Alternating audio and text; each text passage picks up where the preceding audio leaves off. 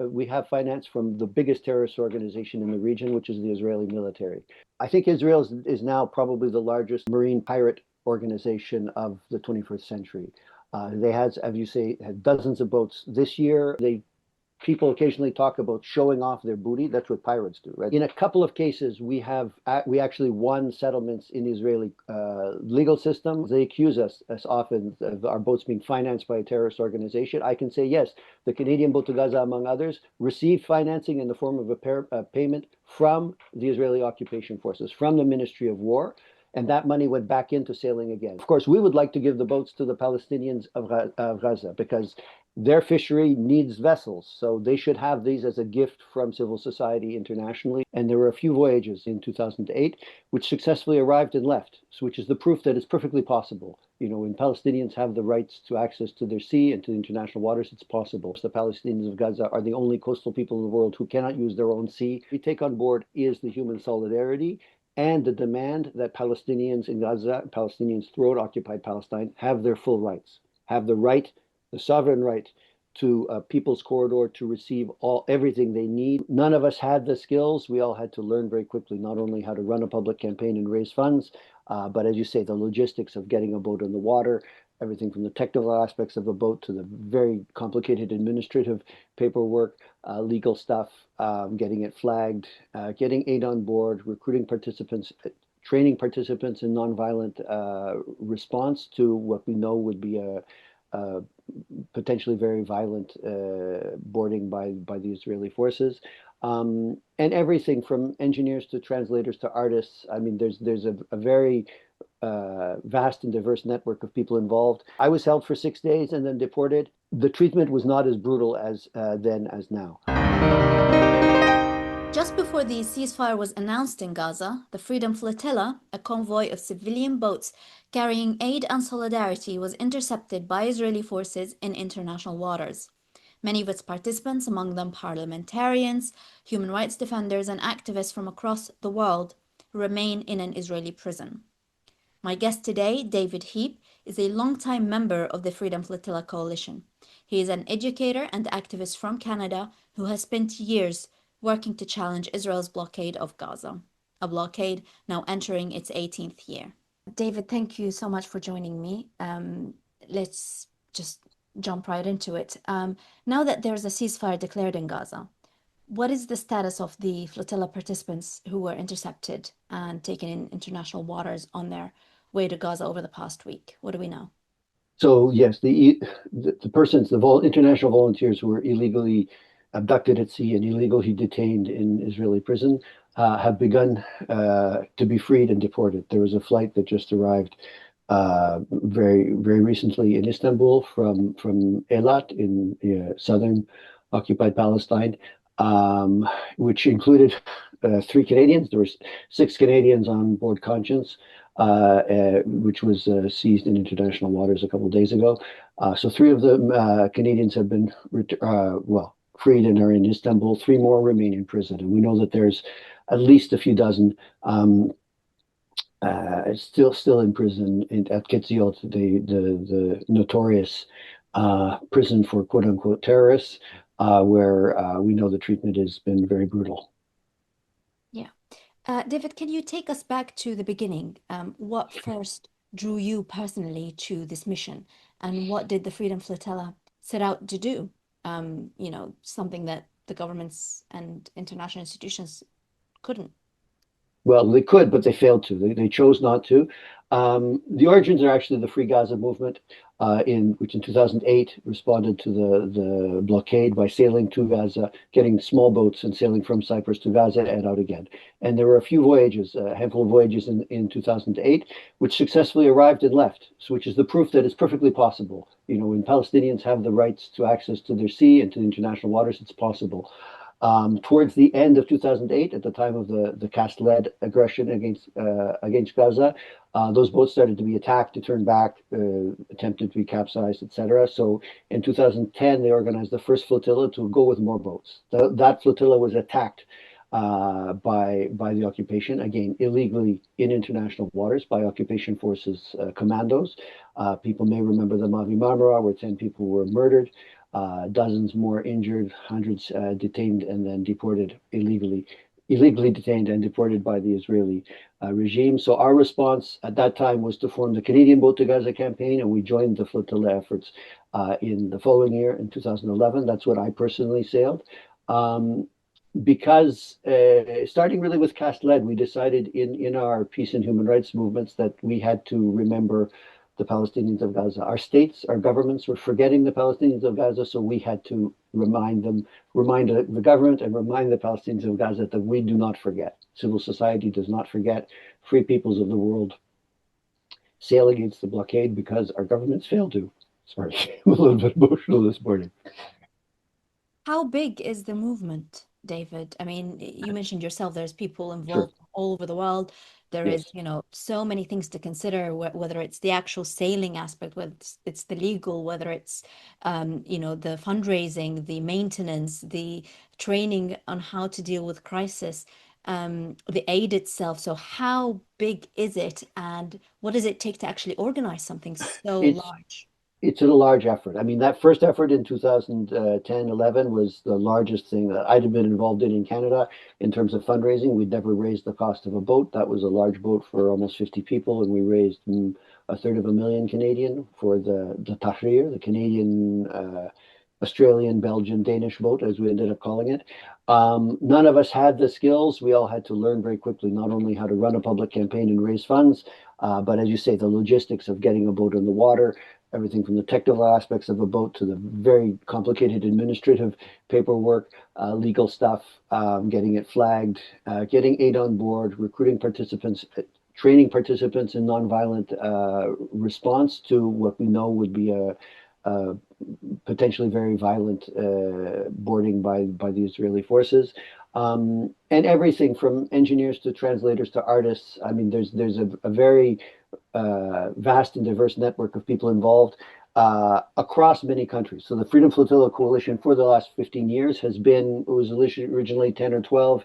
We're now over 15, between 15 and 20 international campaigns in the coalition. And then this year, so as we sailed throughout the teens, then 2012, 2011, 2012, 2015. We tried to sail 12 to 14 out from Gaza with Gaza's Ark. 2016, we sailed with the Women's Boat to Gaza. 2017, we had a campaign with solidarity with Gaza fishers because, of course, the Palestinians of Gaza are the only coastal people in the world who cannot use their own sea to feed their communities.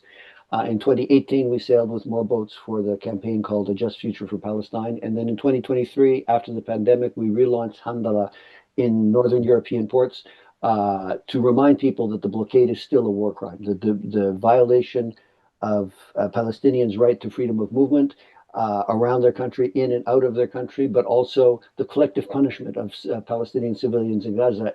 Both are war crimes. They're both very serious violations of international humanitarian law and human rights law. So we began again in 2023, and we have now, as I say, almost between 15 and 20 campaigns from Europe, from this hemisphere, from the Americas, from Africa, from Asia Pacific. People involved from all different walks of life. This year, obviously, with the ongoing genocide against Palestinians in Gaza, there were some parts of our flotilla campaign joined other forces and started the Global Sumud Flotilla. There's also the Thousand Madeleines Initiative. So there's many, many people sailing in different ways with different organizations, all with the goal of breaking the illegal and inhumane blockade and siege of Gaza.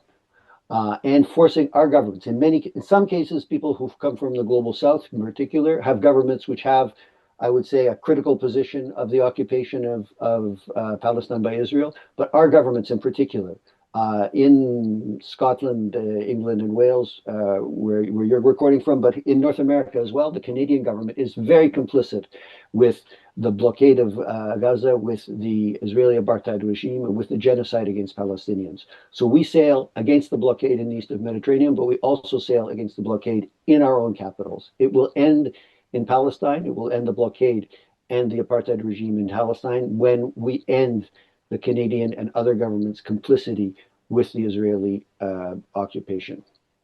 And does the ceasefire change any of the sort of legal or humanitarian arguments for the flotilla? The basic illegality of the occupation and the blockade remain. So whether they have, obviously, everybody is happy if the fighting stops and the shooting stops. We know that Israel routinely violates ceasefire agreements and kills people when they say that they're not. So we remain cautious about that aspect of it. We also remain cautious about the delivery of what we know is needed in terms of humanitarian aid, because Israel has violated those commitments in the past. We know there are hundreds of trucks, thousands of trucks probably ready to get in by land crossings. There is no reason in law why a power which has an occupying power which has declared a genocidal intent against Palestinians in Gaza, why they should be allowed to control the delivery of humanitarian aid. There's no precedent in the world where an occupying power gets to say when and how much and what aid is delivered to an occupied people. And indeed, the International Court of Justice has demanded in a binding order that there be free, unfettered access for humanitarian aid to Gaza. So the underlying illegality of the occupation and the genocide do not change. We still demand, because we still demand full access, a people's corridor to the Palestinians of Gaza, because we know that we have no faith in state solutions. We have no faith in supposed military escort boats that were sent, naval boats sent from a few Mediterranean countries with the flotilla in recent weeks. But we also have no faith in our governments, which we know are complicit, those in the West. We know our governments are complicit with the occupation. So we will continue to press the issue of full humanitarian access to Gaza and a people's corridor for the Palestinians of Gaza, so that they have the sovereign right to get all the aid that they need and want by whatever channel, by sea or by land. You yourself have sailed in the past, I and did. I believe you were also taken by Israeli forces. I was. What was that experience like, actually? And do you think it's different when people now talk about their experiences after being taken to Israeli prisons? Is it different from your experience? Yeah, I sailed with the Tahrir, the Canadian, Australian, Belgian, Danish boat in 2011, November 2011. It was an amazing experience because, among other reasons, because of the international solidarity, because I knew that I was sailing with the support of my community and of colleagues in Gaza. So my Palestinian colleague, Ziad Melouh of Al-Azhar University, who's a French prof like me, wrote afterwards, your boats did not reach the shore of Gaza, but your message of solidarity reached all of Palestine. And this, I will repeat, is one of the reasons why we continue to sail for the last 15 years, is because our governments work hard at forgetting the Palestinians of Gaza, and we work hard, even harder, to remind the peoples of the world and the Palestinians that we have not forgotten. The experience was an interesting one. I learned a lot. I learned a lot, particularly from Irish comrades in prison, because they understand being an occupied people and resisting as political prisoners. I was held for 6 days and then deported. It was, as I say, an educational experience. It was a violation, obviously, of international law, which was never pursued by the Canadian state or other authorities. The treatment was not as brutal as then as now. So in Givon prison, it was immigration detention, with all the arbitrary nonsense that we know is characteristic of the Israeli occupation regime. The prison system, like every other branch of the Israeli government, lies routinely about small matters and big matters. Everyday life, if they're breathing, they're probably lying. We know that's the nature of an occupation, because they exist to steal people's land, steal people's lives, steal people's rights, and then lie about it. So that part is consistent.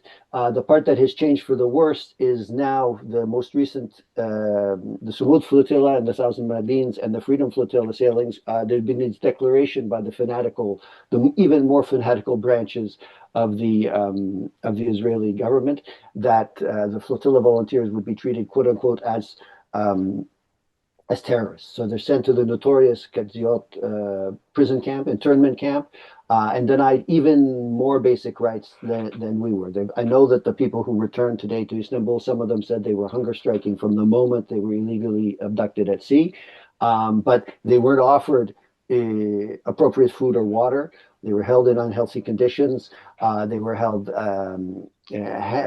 not handcuffed, but cuffed with zip ties and in stress positions for many hours at a time, subjected to, sleep deprivation and loud noises all night. So they were definitely treated worse now, which I think is just the desperation of the apartheid regime in Israel showing their true colors, that they have no respect for internationals, like they have no respect. We know that the treatment, like they have no respect for Palestinians. We know that the treatment of the thousands of Palestinians in illegal detention is much worse, including hundreds of children in arbitrary detention. So we know that whatever we get is a very small sample of the horrible treatment that is reserved for Palestinians by the Israeli state. But it allows us to return to our countries and talk about this illegal state, which doesn't respect our rights, and even more, has even less respect, I should say, for Palestinian human rights. So we need to use this information to denounce the Israeli regime in our own countries, and it gets more people on board. Our boats are very small, even with hundreds of people. Our boats can't take everybody on board the vessels, but everybody can get on board the movement for a free Palestine and the movement to end the blockade of Gaza. So we know, as you mentioned, the participants do get eventually deported and sent back home. What is the fate of the actual boats? So, for example, recently the Smooth Flotilla, there were, dozens of boats. What There were happens to those boats? I mean, we know that the aid doesn't make it, obviously, and exactly. it gets taken away. So what happens to the actual boats? Um, I think Israel is now probably the largest marine pirate organization of the 21st century.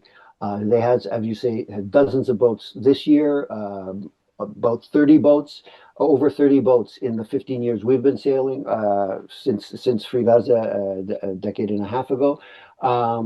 They In a few cases, they returned them. So the Mavi Marmara was returned to Turkey. One of the Greek boats was returned to Greece, both in unusable condition, basically scrap. Our boat, the Tahrir, was allowed to deteriorate at dock in Ashdod or Haifa, I can't remember which, until it was unusable. In a couple of cases, we actually won settlements in the Israeli legal system, a payment. So I'm proud to say that our boats are financed. As they accuse us as often of our boats being financed by a terrorist organization, I can say yes, the Canadian Boat to Gaza, among others, received financing in the form of a payment from the Israeli occupation forces, from the Ministry of War, and that money went back into sailing again. So yeah, we have finance from the biggest terrorist organization in the region, which is the Israeli military. Um, Otherwise, the boats that they've seized now, my guess would be that they don't have a solution for them. That they will simply allow them to deteriorate and rot at the wharf. People occasionally talk about showing off their booty. That's what pirates do, right? They steal stuff and they show it to their friends.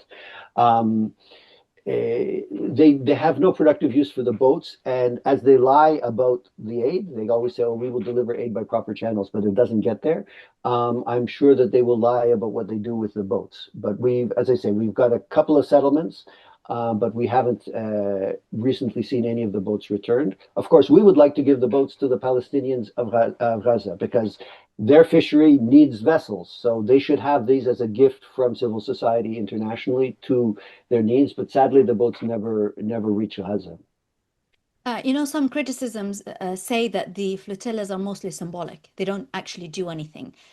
Your response and final word. Um,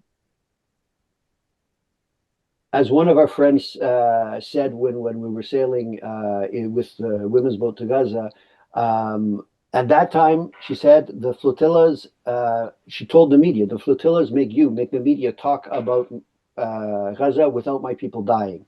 Now, sadly, her people are dying in their tens and hundreds of thousands. I have no way of understanding the tragedy of people who have family members and friends and colleagues in Gaza. But the scale of the genocide is huge. Anything that draws attention to it is worth doing. Symbols matter, so saying something that is symbolic shouldn't take away value. There is real aid on board. There was over 110,000 US dollars worth of medical and other aid on board Conscience and the other boats seized this week, something like 1,500 kilos. So I mean, a substantial amount. But we know the real solution is not what we can take on board. What we take on board is the human solidarity and the demand that Palestinians in Gaza, Palestinians throughout occupied Palestine, have their full rights, have the right, the sovereign right to a people's corridor to receive everything they need in terms of humanitarian aid. And if we can, with these small efforts, as they grow, larger efforts, get that situation in the headlines and put pressure on our governments, that is worth it. That is worth the sacrifice of the people who are involved, all of the collective efforts to draw attention to the situation. And as I say, remind the world and remind the Palestinians that we have not forgotten the Palestinians of Gaza, even if our governments have. Thank you so much for joining me. And we just hope that the rest of the participants make it back safely and that the blockade will finally be lifted. We hope so. We hope the same. We hope the same for obviously for our comrades in prison and the other internationals in prison. But our hearts and minds are especially with the Palestinians throughout occupied Palestine and the Palestinians of Gaza, to end the blockade, to end the siege, and to finally have a full enjoyment of all of their rights, especially the right of freedom of movement. Amen to that.